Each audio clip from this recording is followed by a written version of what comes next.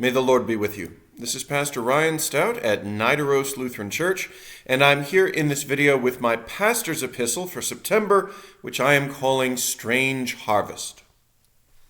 A reading from the book of Exodus. 3 times in the year you shall hold a festival for me. You shall observe the festival of unleavened bread. You shall observe the festival of harvest, of the first fruits of your labor, of what you sow in the field. You shall observe the festival of ingathering at the end of the year, when you gather in from the field the fruit of your labor. A hymn by Henry Alford from 1844. Come, ye thankful people, come, raise the song of harvest home. All is safely gathered in, ere the winter storms begin.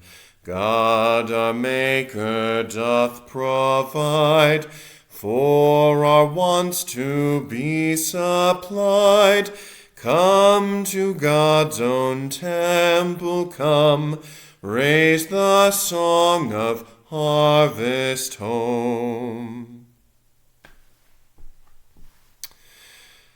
Holidays are often accused of being pagan, when in fact they are simply seasonal. Every culture that knows winter knows a winter feast, and a spring celebration, and a harvest festival come fall. Such are our shared natural responses to our shared natural world. They are pagan only in the sense that G.K. Chesterton used the word as a synonym for human. Last month, I spoke of the Loaf Mass, or Lammas, a traditional Christian observance thanking God for the first fruits of the grain harvest. This, of course, coincides most cleanly with the climate of Northern Europe and the British Isles. Other Christians would harvest at other times. And just as we solemnized the first fruits, so now we salute the gathering of last sheaves at harvest's end. In the Hebrew Bible, the festival of ingathering, also known as Sukkot, the festival of booths, corresponds to the end of Israel's agricultural year. For 2023, this falls on 29th September, a day that Christians mark as Michaelmas, the feast of St. Michael and all angels. Michael's, mind you, is one of my favorite unsung holidays, rife as it is with angels and demons, themes of darkness and light and crisp red autumn leaves. Yet during England's Reformation, saints' days were often suppressed, even for the angelic captain of the heavenly host. Thus did churchmen birth a new substitute holiday in an attempt to usurp the place that Michaelmas held within the peasantry's heart. They called their new invention Harvest Home, and it fell about a week before Michaelmas upon the autumn equinox. In one sense, Harvest Home was a failure. Despite the reformers' best efforts, St. Michael proved too popular, and rightly so. I have a personal devotion to him myself. Yet rather than ignoring their new holiday, the people simply added it to their annual cycle of celebrations. In other words, they liked both Harvest Home and Michaelmas. Why settle for one when both would be more fun? Granted, Harvest Home observances have waned in recent centuries. So too has Michaelmas for that matter, though both now appear to be enjoying modest comebacks.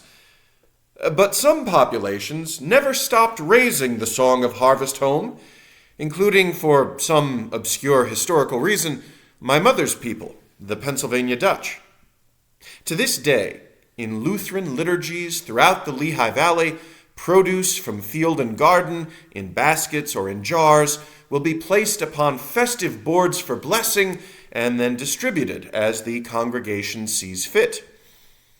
I consider this a lovely way to thank God for our daily bread and all the other sustenance which the earth and heavens provide. 'Tis a charming custom and meaningful tradition, certainly, But back in the day, one must confess, it used to be quite a bit wilder.